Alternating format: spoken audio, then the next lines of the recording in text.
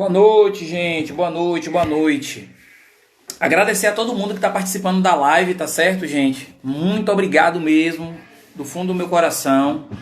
Não consegui falar com todos vocês hoje, porque o tema realmente está me prendendo muito aqui. Estou fazendo algumas anotações, estou aprendendo muito, né, com a nossa professora doutora Bárbara.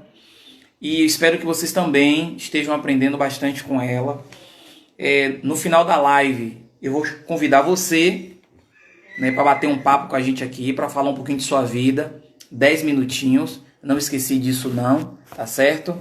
Vão lá no nosso canal do YouTube, né, curte, comenta, compartilha, lembrando que lá tem atividades da capoeira, lá tem atividades para criança, para educação física, então dê uma olhadinha no nosso canal, sem contar que tem todas essas lives que nós fizemos, né, com o nosso programa, Eu Quero Saber. E você pode estar acompanhando outras pessoas, né, que participaram aqui conosco do programa. Eu acho que deu tempo. Eu vou ver se ela conseguiu se organizar. Vou chamar ela aqui. Calunga. Não, ela ainda está se arrumando. Calunga. Ah, sim, tem que falar sobre isso também. Ó, eu quero agradecer aqui a 3 pessoas que vêm me ajudando, né, para construir esse trabalho aqui que vocês estão vendo. Na verdade, 4 pessoas. Eu pensei que era fácil fazer uma live, né? Era convidar uma pessoa e ficar aqui conversando. Mas tem uma série de situações, né, que acontece aqui atrás. Então eu quero agradecer a meu coach, Helder Lisboa. É uma pessoa que está me orientando bastante aqui no sentido da construção dessa live. A Calunga, me ajudando muito também. A Érica, que está sempre aqui me auxiliando nessas lives. E ao mestre Hudson, que às vezes o mestre não sabe, mas em conversas informais que a gente tem, ele acaba me dando um toque sobre uma coisa e sobre outra, e soma bastante no que a gente está fazendo aqui. Opa, ela chegou. Sem muita conversa, viu? Vou chamar ela aqui para a gente aproveitar bastante o tempo.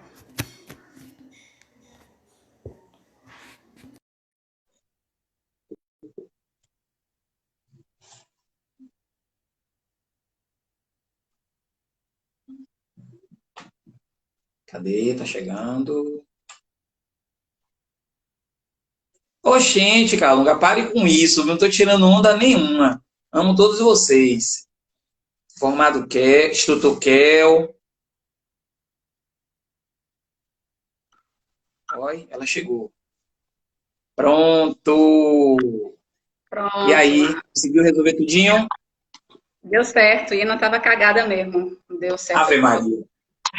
Eu já fixei aqui nosso próximo bloco, tá? E aí, dentro dessa mesma linguagem que a gente seguiu com o feminismo, vou pedir a você para falar um pouquinho, tá? Eu coloquei algumas coisas aqui, eu vou deixar você abrir com esse tema, e no decorrer eu te pergunto, vou provocar algumas coisas para você discorrer em sua fala, tá bom?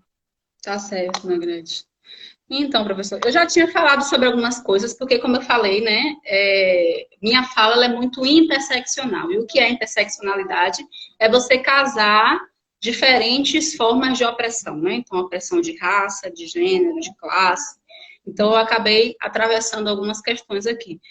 Tinha uma pergunta aqui sobre preconceito e racismo. Qual a diferença entre preconceito e racismo? Racismo E é ela está aqui comigo também. isso, racismo é crime, do mesmo modo que injúria racial também é, tá certo?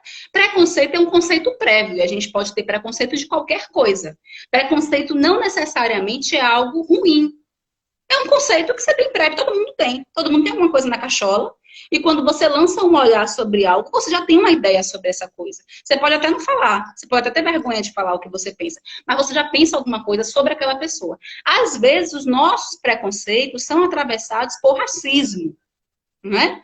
Então, assim, quantas vezes a gente chega em um determinado espaço e a gente é maltratado? Quantas vezes, professor, você foi comprar alguma coisa em alguma loja e você ficou lá plantado, né, minutos? Se fosse uma pessoa branca, possivelmente isso não aconteceria, porque a pessoa branca ela tem a estética da compra, do poder. né? Que pessoas negras geralmente não têm. Então, geralmente a gente fica ali, né? Aguardando, esperando. E isso tem a ver, né, com um preconceito que é atravessado pelo racismo. A pessoa tem uma ideia prévia de você vinculada a uma noção racial, tá bom? O racismo, aí a gente precisa pensar a diferença entre a injúria e o racismo. Quando eu falei que todo mundo na sociedade é racista, é verdade. Quem não é racista, reproduz. Por exemplo, não dá pra gente dizer que pessoas negras são racistas. Pessoas negras não são racistas, porque elas não vão violentar elas mesmas. Mas elas reproduzem racismo. Pra onde, meu amor? Vem cá, senta aqui com a mamãe um pouquinho. Toma aqui, então, um pouquinho. Vem cá, venha. Elas reproduzem racismo, né? Então, a gente costuma... Vem cá. Vem cá um pouquinho. Fica calmo. A gente costuma acreditar, né, que as pessoas brancas elas têm mais potencial de compra. Então, a gente mesmo, negro, quando a gente está ali sendo vendedor, trabalhando, a gente acredita mais que a pessoa branca vai poder comprar. Quando a gente é policial militar, por exemplo, a gente reproduz essa violência de achar que os nossos irmãos negros são pessoas que têm cara de criminoso, e aí a gente segue, e a gente persegue. Então, assim, a gente pode reproduzir, mas a gente não é racista. Tá certo?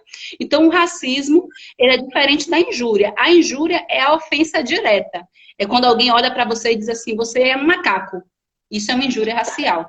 Injúria racial, ela é muito mais fácil de detectar. Tudo bem? É muito mais fácil de detectar do que o racismo. O racismo, ele é uma violência, né, pautada na estratificação social com base em raças. Então, existe uma raça que é superior à outra. Essa raça que é superior à outra, ela vai oprimir, né, essa raça que ela subjuga como inferior. Bárbara, como é que a gente consegue perceber o racismo na nossa sociedade? Cara, é muito fácil. Assim, é muito fácil você perceber o racismo. Por exemplo, você pensar bairros, né? Vamos pensar aí o meu bairro, Fazenda Grande do Retiro. É bairro de preto ou bairro de branco? Bairro de preto. Vamos pensar Corredor da Vitória. Corredor da Vitória é bairro de preto ou bairro de branco? É bairro de branco. Vamos pensar profissões. Vamos pensar a profissão de gari. É profissão de preto ou profissão de branco? Profissão de preto. Vamos pensar a profissão de médico. É profissão de preto ou profissão de branco? Profissão de branco. Vamos pensar a mídia televisiva. Quem é que mais aparece nas novelas? Os atores, as atrizes. São pessoas negras ou pessoas brancas? Pessoas negras. Vamos pensar aqui em Salvador, né? Vamos pensar a cena cultural de Salvador. Quem é que mais se projeta? Vamos pensar que o axé é produzido por bases negras, por raízes negras, né? Do afoxé, do samba reggae, de grandes pessoas negras, como, por exemplo, Tonho Matéria, né? O mestre Tonho Matéria e tal. Mas vamos pensar quem é que se projeta no Brasil. É Ivete Sangalo, é Cláudia Leite, é Daniela Mercury, é Saulo. São as pessoas brancas. Então, isso é a gente pensar o racismo. É a gente pensar como que ele limita pessoas negras a acessarem determinados espaços. Ah, Bárbara, mas tem lá a Margarete. Sim, mas a Margarete é 1 em 1000. Ah, mas tem lá a Thelminha, que é a médica. Sim, a Thelminha é 1 em 1000. Vamos pensar a maioria, né? Eu leciono em uma universidade que nunca teve um reitor negro. Isso, por exemplo, é um crime de direitos humanos. A gente está falando de uma cidade, Salvador tem 84% de população negra. A gente está falando de uma universidade que está em Salvador e nunca teve um reitor ou uma reitora negra. Isso é um crime, né? Só que a gente naturaliza. Eu fiz graduação, mestrado, doutorado nessa universidade sem nunca ter tido uma professora negra na minha vida. Por isso que Thelminha é importante, porque é representatividade. Né? Então, a gente olhar para esses espaços de poder e a gente não se vê, e a gente olhar para os espaços desprivilegiados, como eu falei aqui, são importantes, são importantes. Gari é importantíssimo. Sem ele, toda a parte sanitária da nossa cidade é completamente, né, destruído, não tem condição da gente sobreviver. Mas não é valorizado, a gente vê pela remuneração do gari. Então, pessoas como garis, como empregadas domésticas, pessoas, né, como pessoas que atuam nos serviços gerais, são postos de trabalho desvalorizados. Qual a cor dessas pessoas? né? Quando a gente pensa em outras profissões, no judiciário, engenharia, medicina, na política, nos espaços de poder, né? Os atores e as atrizes da Globo, a gente vai pensar rapidamente em pessoas brancas. Então, isso é racismo. É racismo que é estrutural, tá certo? Então, não adianta a gente dizer assim, eu não sou racista. No íntimo, a gente pode não expressar, pode não falar, né?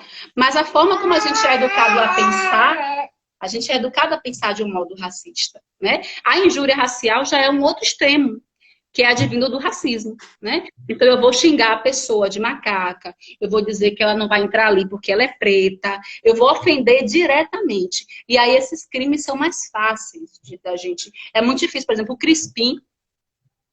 Eu estava conversando outro dia com um advogado do Crispim. Vocês lembram do Crispim, né? Crispim, ano passado, ele foi enforcado na Caixa Econômica Federal.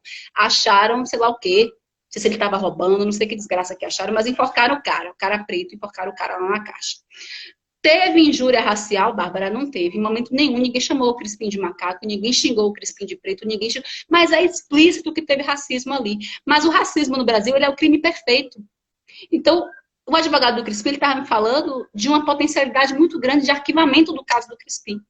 Como tantos outros casos. No Brasil, a gente só teve uma pessoa presa, gente. No Brasil, uma pessoa presa por racismo. Porque é um crime muito difícil de você mensurar. Você vê racismo em tudo.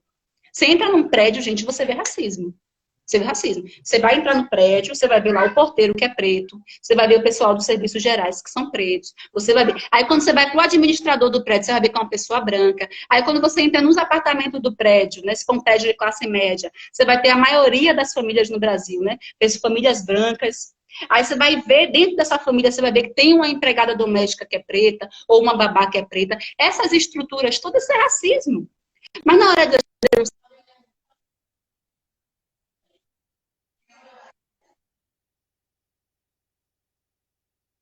vai numa roda, a gente vê uma série de homens e mulheres negros e negras ali, né, na roda, pessoas ali atuantes na capoeira, participando de vários eventos em Salvador na capoeira, mas aí quando a gente vai ver no espaço de poder, quem efetivamente lucra muito com a capoeira, aí a gente não vai ver essa quantidade toda de pessoas negras, por exemplo, que a gente vê na roda. A gente vai ver outras pessoas lucrando a partir desse processo de apropriação cultural, como ocorre, por exemplo, com a música baiana, né? Então, isso é a gente entender racismo, é a gente sair dessa relação particular de que o William Vac foi racista ou não foi racista quando disse que era coisa de preto ou que não era coisa de preto. Sim, o William Vac foi racista, mas mais racista ainda é a emissora que acolheu ele depois. São as pessoas que assistem ele na televisão e que acham isso normal. É quem disse que isso é mimimi de preto, que hoje em dia está reclamando de tudo, né? Então, o racismo está aí, em todas as esferas. Muitas vezes as pessoas falam muito de racismo, né? De hierarquias raciais, etc. Mas não se incomoda quando vai num restaurante, gente, e olha para os lados e não vê uma pessoa negra. Salvador é muito comum isso. Você olha para os lados, você não vê nas mesas uma família negra. Você vê pessoas negras te servindo seu prato, servindo sua bebida, lavando os pratos lá na cozinha do restaurante, fazendo a comida. Mas quem vai, inclusive o chefe, que vai inclusive na sua mesa perguntar se a comida era boa, nem foi a cozinheira preta que fez. É o branco, que tem a estética de chefe. Aí ele vai aparecer na sua mesa e vai te perguntar nesse restaurante caro de Salvador se a comida estava ótima. Mas quem fez foi a mulher preta, que vai sair de lá quase de madrugada para voltar para sua favela, para ver seu filho que ela não viu o dia todo. Então a gente está falando dessas estruturas que são muito explícitas na nossa cidade, muito explícitas. Brasil é diferente dos Estados Unidos. Estados Unidos tinha bebedouro para preto, bebedouro para branco, ônibus para preto, ônibus para branco. E quem disse que Salvador não tem? Né? Quem disse que não tem? Quando eu olho para Vitória, eu vejo um bairro de branco. Quando eu olho para a faculdade de medicina, eu vejo uma faculdade de branco. Quando eu olho para tal andar do shopping, que tem isso também, né? Shopping, aquele ali que era o antigo Iguatemi, shopping da Bahia, tem um andar que é só de grife. Tem um andar que é de vidro, é um andar de branco. Quando você vai no banheiro de baixo, o banheiro não tem nem o reboco de cima, você vê os canos da porra lá do banheiro. É o andar dos pretos, que é o andar que você come a McDonald's, que você toma a sua casquinha, que você tem aquelas lojas ali, que você divide as paradas no crediário 10 mil vezes. Mas no andar da grife, não. Então a gente vê o tempo todo em Salvador espaços de negro, espaços de branco. E a gente sabe, porque a gente se sente desconfortável. Quando a gente entra num espaço que a gente não se sente acolhido, que a gente não olha para os lados e a gente se vê, faz o teste de pescoço e a gente vê pessoas iguais a gente se sente desconfortável, a gente sabe que não é nosso lugar, né? Então essa estratificação, essa divisão está presente na nossa cidade. A gente que tem dificuldade de enxergar, porque é muito doloroso para a gente enxergar. É muito doloroso para você entender que você foi numa entrevista de emprego numa escola e você não levou o emprego. E você não levou seu emprego, que o outro capoeirista branco levou, pela sua estética, porque diploma você tinha, bom professor você era, né? Sua capoeira tá ok, tá em dia, mas você sabe que a sua estética não era estética para aquele espaço. É muito doloroso para a gente entender isso. Então é melhor a gente acreditar em quê? Que não existe raça no Brasil. Democracia racial. É muito mais fácil, né? Massa. Quando eu estou falando de raça, só uma última coisa. Quando eu estou falando de raça... Sim. Filha, você quer? Vamos te dar aqui, né? Então tá, brinquei. Quando eu tô falando de raça, eu não tô falando biologicamente, não. Porque biologicamente, o que existe é a raça humana. Né? Em novembro, a gente recebe um bocado de mensagem, né? Já perdeu 2 Bubu. Várias pessoas mandam mensagens falando de raça humana, que não existe raça negra nem raça branca, existe raça humana. De fato, isso é muito recente, essa descoberta científica, né? De que lá os genes humanos, 0,02% são determinados pelas questões raciais. Tudo eu quero saber onde é que você botou esse bico de novo. Aqui, ó. Vem cá, mamãe. O sono bateu pesado. Mas, por exemplo, no campo social, as raças elas estão presentes, né? A noção de raça ela está muito forte no campo social. No campo da biologia, das ciências biomédicas, isso já foi desconstruído, né? Mas essas próprias ciências ajudaram no início do século passado a construir essa ideia, né? Que é uma coisa que a gente pode conversar no outro momento, que não dá para aprofundar aqui. Bárbara, Oi, meu bem. vamos fazer o seguinte. Eu tenho poucas perguntas aqui, tá certo? Antes de mais nada, eu quero agradecer muito a sua disponibilidade. Eu tenho certeza que as pessoas estão maravilhadas aqui com você. O seu privado vai cantar hoje, porque tem as pessoas estão aqui com muitos anseios, certo? Sim. Quero agradecer muito a sua presença aqui hoje. Eu estou de uma felicidade aqui que você não queira nem saber. Eu vi que eu fiquei quietinho aqui, ouvindo tudo que você estava falando, e está tudo aqui armazenado no meu HD. Vou parar para processar um pouquinho e espero que todo mundo faça a mesma coisa, tá certo? Porque são questões que a gente não pode fechar os olhos. Realmente temos que andar de mãos dadas e tentar entender todo esse contexto que ela trouxe aqui hoje. Então, vamos lá para a primeira pergunta. Poliana, ela fala assim, qual o nome da escritora de Cabo Verde? Grada Quilomba. É de São Tomé e Príncipe. Grada Quilomba. Está gravado na live, certo? Harry, professor Harry, lá de Ituaçu, ele fala o seguinte, gostaria de entender por que a maioria dos policiais são negros e eles visam prender ou matar os negros.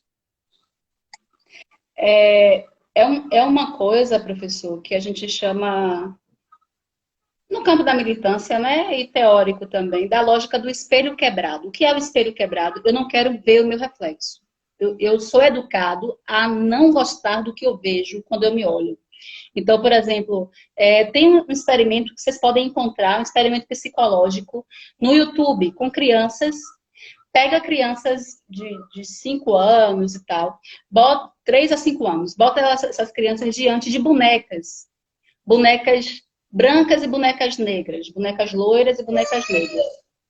E aí pergunta, né? Quem é a boneca mais bonita? A criança negra, ela vai apontar para a loira, vai dizer ela. Pergunta, quem é a boneca má?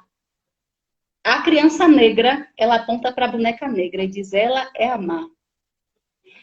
Começam a fazer várias perguntas de cunho moral para crianças de 3 a 5 anos. Isso aí a gente está falando de constituição psicológica. A gente é construído nessa sociedade, a gente é projetado nessa sociedade para ter um psiquismo de autonegação. E o que é essa autonegação? Né? Eu ouço pessoas falando de não tomar sol. Eu fiquei sabendo disso esse mês passado. Uma amiga me contou que a mãe dela colocava o pregador no nariz, o pregador, para afinar o nariz. Porque a gente geralmente fala de alisamento de cabelo. O alisamento de cabelo é a via identitária de negociação com a branquitude mais fácil. Quando eu comecei a alisar meu cabelo com alisante Ice, era R$1,99. Então é muito mais barato eu alisar o meu cabelo do que eu fazer uma rinoplastia, do que eu fazer um clareamento de pele. E o que é isso, gente? É um processo de autonegação que não depende necessariamente da pessoa isoladamente. É a sociedade o tempo todo dizendo para você que você não presta, que você é criminoso, mostrando o reflexo do crime, né? Mostrando que você é feia, que você não é inteligente. Então, obviamente que eu aprendo a me odiar. A Polícia Militar da Bahia é um reflexo disso, infelizmente. A gente vai ter... E aí, professor Negrete, é importante também a gente entender que a Polícia Militar é negra na sua base, soldados. Vamos ver coronéis, vamos ver as pessoas que estão nos espaços de poder da polícia não são negros. Como todas as organizações sociais são assim.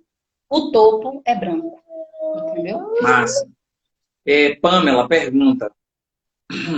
Queria saber a opinião dela sobre essa luta feminista na capoeira. Pamela, Espanha. Pronto. Eu tô entrando agora, viu, minha irmã, na capoeira. Então, assim, entrei na capoeira tem pouco tempo, e aí já veio a quarentena, e eu acabei, enfim, não estando tão presente, né? Em eventos, no grupo, nas aulas, em rodas, então eu tenho pouca vivência. Mas o que eu posso dizer é que a luta feminista, ela é importante em qualquer espaço. É Pamela, né? A luta feminista é importante em qualquer espaço, Pamela. Desde que a gente não crie polos que mais segregam do que nos unificam, né? A nossa luta, a gente precisa discutir com os nossos companheiros, né, com os irmãos, com os camaradas homens, a gente precisa ter um trato pedagógico no sentido de que eles entendam o que a gente está falando. Porque se a gente parte de uma premissa apenas da guerra, a gente não consegue interlocução.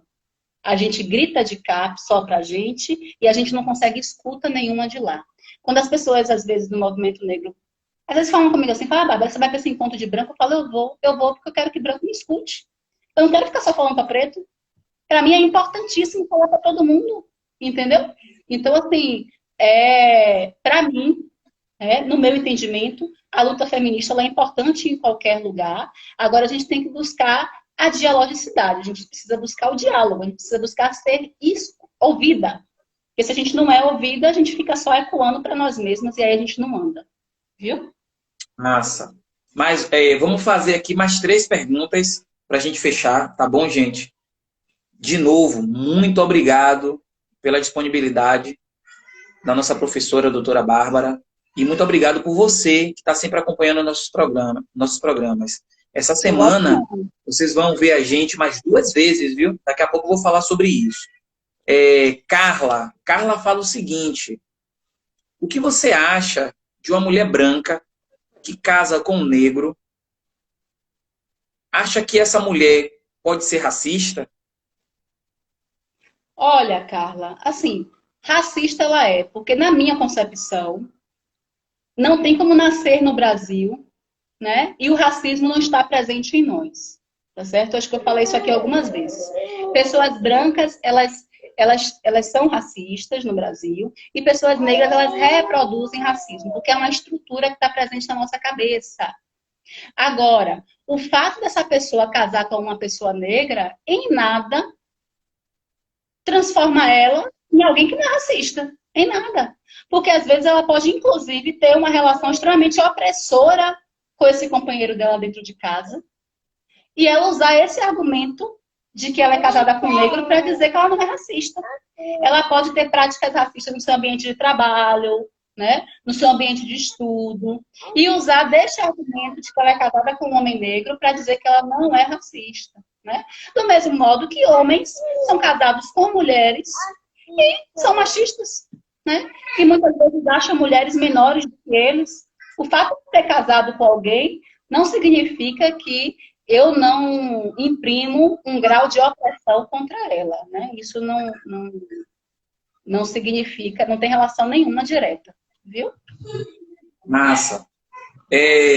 Vou ficar só com mais uma pergunta, certo?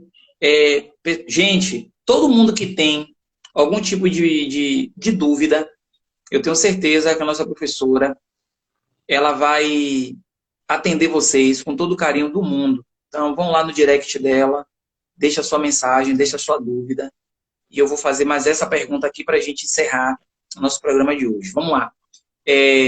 Débora, mais uma vez, ela fala assim, qual a importância do engajamento da mulher, sobretudo a mulher negra, no entendimento sobre questões políticas? Gente, é muito, muito importante, né? Mulheres negras, pessoas negras em geral, pessoas pobres, a gente entender de política, né? Porque o nosso silenciamento diante da política já é uma opção política de manter o estado de coisas como eles estão, tá certo? Então, por exemplo, eu vou ter que tocar nesse assunto, né? A gente está aí com um presidente eleito, né?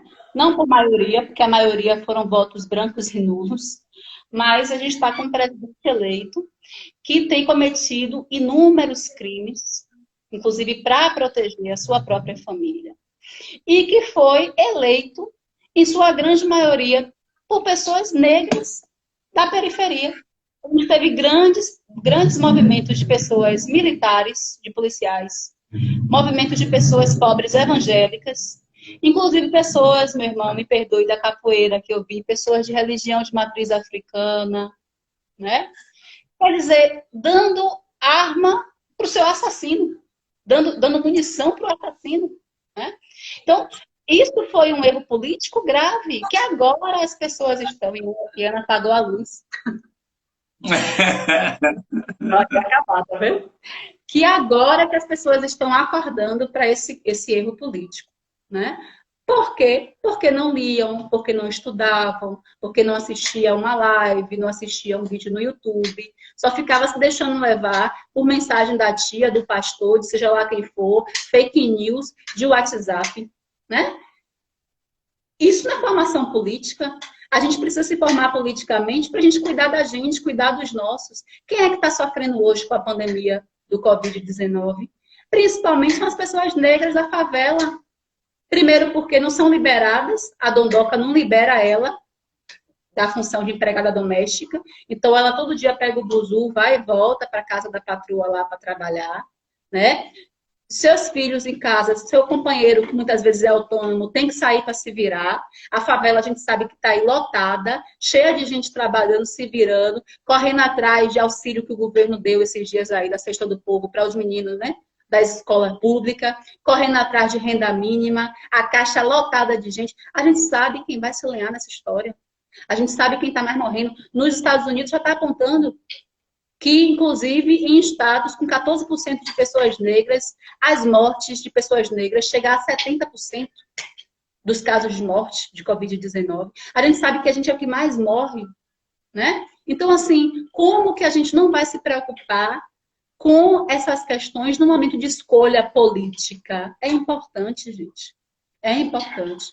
A gente já se lembrou agora, nesse momento, Já abriram aí um processo de impeachment contra esse presidente, a gente não sabe o que vai acontecer, né? Mas, assim, nas próximas oportunidades, vamos pensar melhor, vamos estudar, vamos ver a plataforma política dessa pessoa, vamos ler as propostas. Esse candidato, por exemplo, não tinha uma proposta, ele tinha um PowerPoint. Um candidato que nunca foi para um debate, que não sabe falar. Como é que a gente deu uma carta branca a uma figura como essa? Né? É muita falta de politização. O nosso povo precisa se politizar. Entende? Independentemente de sermos mulheres pretas, principalmente nós mulheres pretas, porque nós somos mais as que mais sofremos com os reflexos. Eu estava falando que são os homens negros que estão mais morrendo de Covid-19. Mas são esses homens negros que levam para dentro de suas casas, para suas companheiras, a doença. Né? Não adianta. Massa. Olha só, o professor Nuno fez uma pergunta, mas eu não quero ser injusto com outras perguntas que estão aqui. Aí eu vou te pedir desculpa, professor Nuno. O tempo da nossa professora esgotou. Ela tem outras coisas para fazer agora e eu não quero prender mais a senhora aqui. Quero te agradecer do fundo do meu coração, viu, por ter essa oportunidade de te ouvir um pouco. Tenho certeza que todo mundo que está aqui agora, acompanhando a nossa live, está, assim, super apaixonado por tudo que você falou. E eu tenho certeza que você vai ter muita coisa para responder aí no seu direct. Vamos fazer uma foto para a gente fechar? Vamos.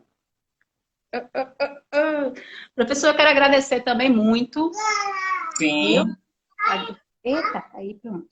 Quero agradecer muito, né? Para mim é uma honra. Quando você me chamou, eu fiquei até assim, né? Eu estava acompanhando umas lives super bacanas de capoeira, aprendendo muito, né? E aí eu fiquei muito feliz com a sua sensibilidade de entender a importância dessas pautas, né? Para todo mundo, né? Para os seus amigos, para as suas amigas, né? Para os meus estudantes que estão aqui acompanhando, meus colegas de trabalho que estão também acompanhando. Então, assim, fico honrada, muito feliz, com a confiança também, né? Porque às vezes a gente olha assim, é doutor, não sabe falar no popular. Então, teve que ter essa confiança também, né? De pensar numa linguagem acessível. Enfim, sou só gratidão e vou acompanhar essa semana aí as 2 lives que você tá organizando, porque eu quero saber, tá estourado em Salvador. Ah, que massa, obrigado. Eu que agradeço, estou muito feliz.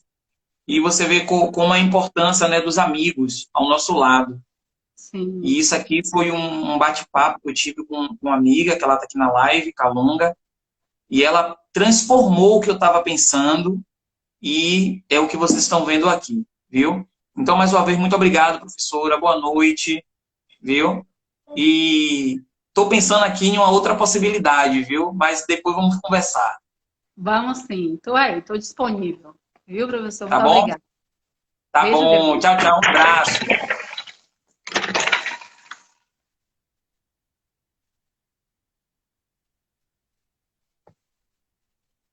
Acho que é você que tem que sair aí. Deixa eu ver.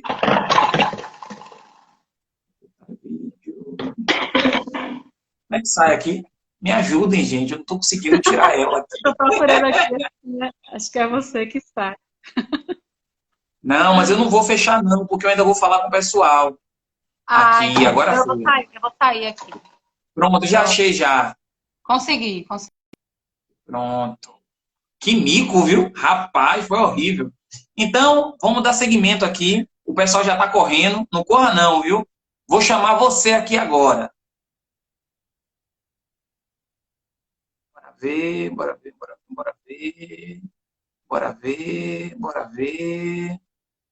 Bora ver. Vamos lá, vamos lá, vamos lá. Pô, mestre artista, adorei a live do senhor ontem, viu, mestre? Sucesso total. Bora lá, bora lá. Bora lá, bora lá. Vamos ver se a pessoa tá aí ainda, hein? Vou chamar, hein? Oi, correu. Rapaz, o pessoal corre, viu? Vamos lá. Olha, o povo tá fugindo de mim. Toda vez que eu acho um, a pessoa corre. Pronto, achei. Vamos lá, hein?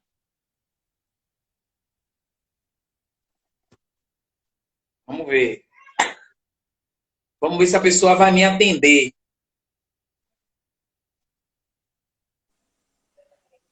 É eu mesmo? É, eu gosto de pegar assim, desarrumado, o cabelo bagunçado.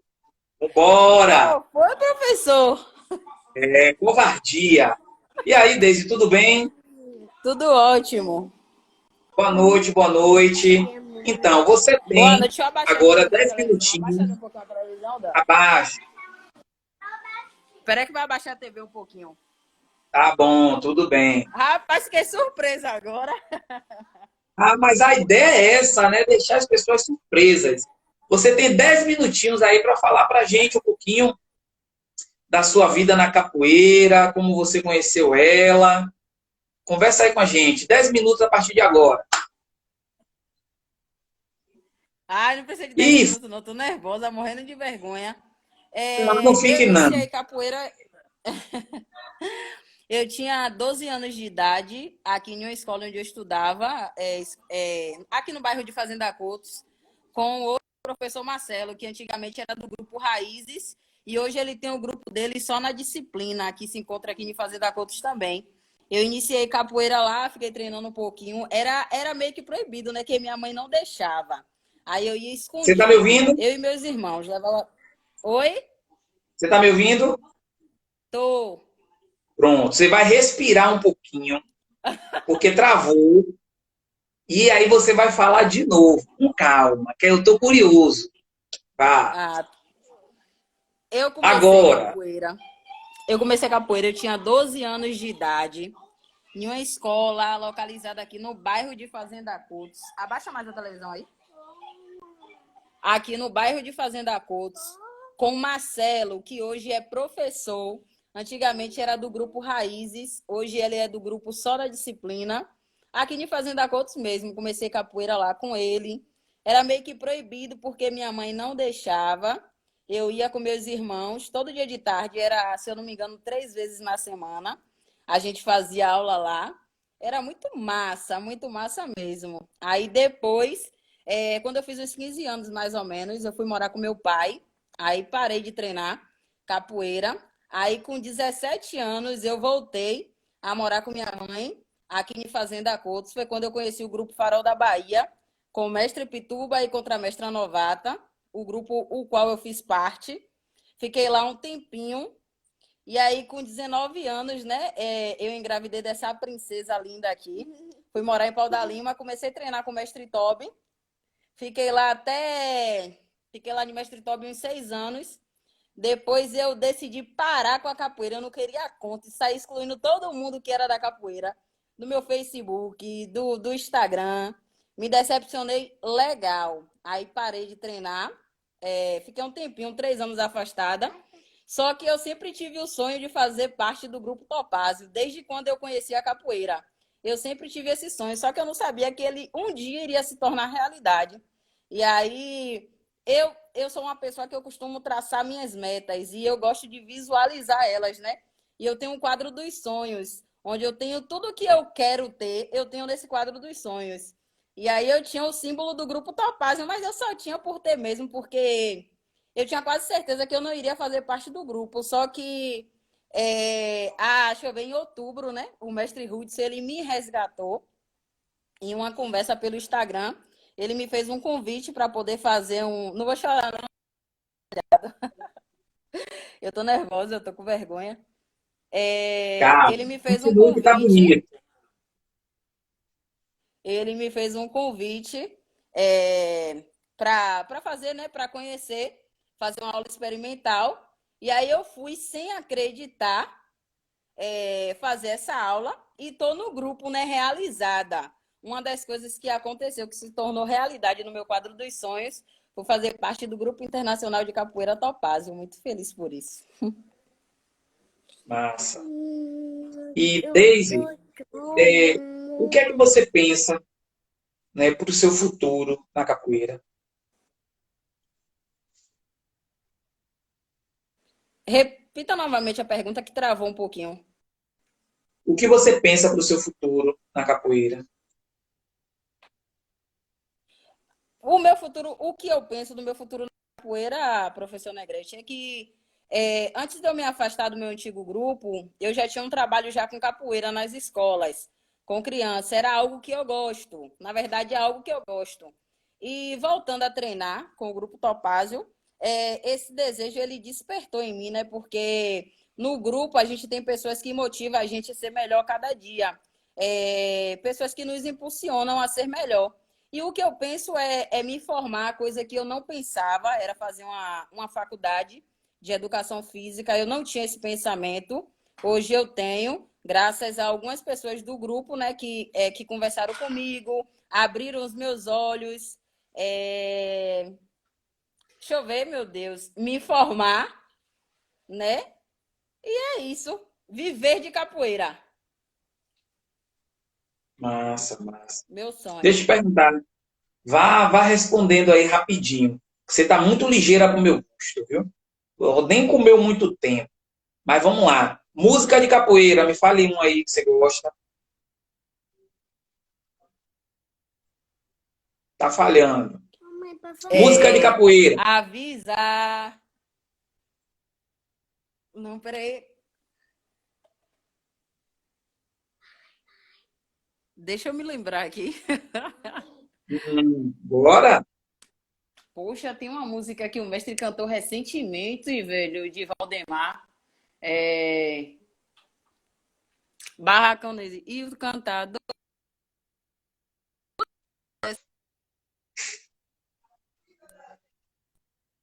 Tá falhando. O seu tá falhando.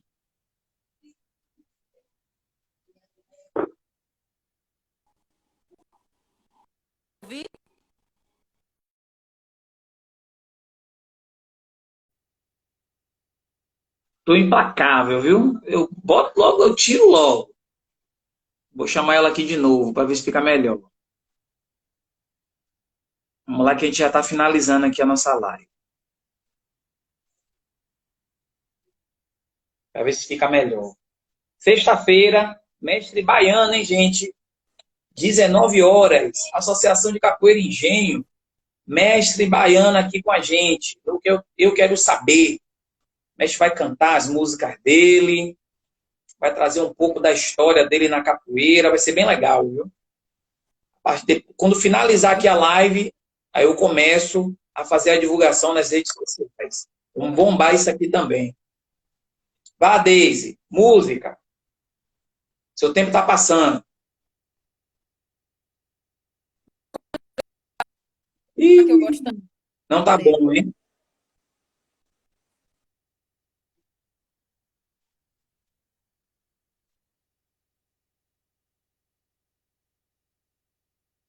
Não tá boa essa internet.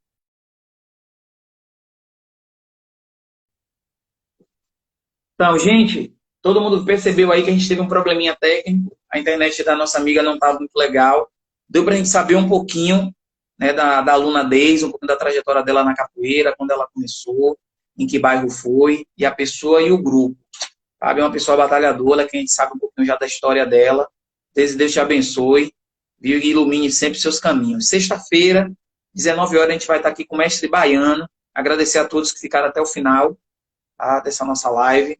Eu tenho certeza que todos aprenderam muito com a professora doutora Bárbara hoje. O tema é um tema que a gente tem que voltar a abordar sempre com esse recorte, com esse cuidado. Não deu tempo da gente falar sobre isso, mas a gente vai tentar trabalhar ela para falar um pouquinho sobre todas essas questões, né, que vem também acontecendo dentro da capoeira. Não vou me alongar muito mais uma vez agradeço a todos vocês, Serena, Calunga, Érica, professor Anum, Taina, Índio, todos vocês que acompanharam a nossa live de hoje. Kel, Ferrugem, um grande abraço a todos e sexta-feira estarei aqui. Hoje ainda vai estar disponível essa live para vocês acompanhar e assistir de novo, né? Tudo que foi dito aqui. Um beijo no coração de todos vocês e até sexta-feira. Fui!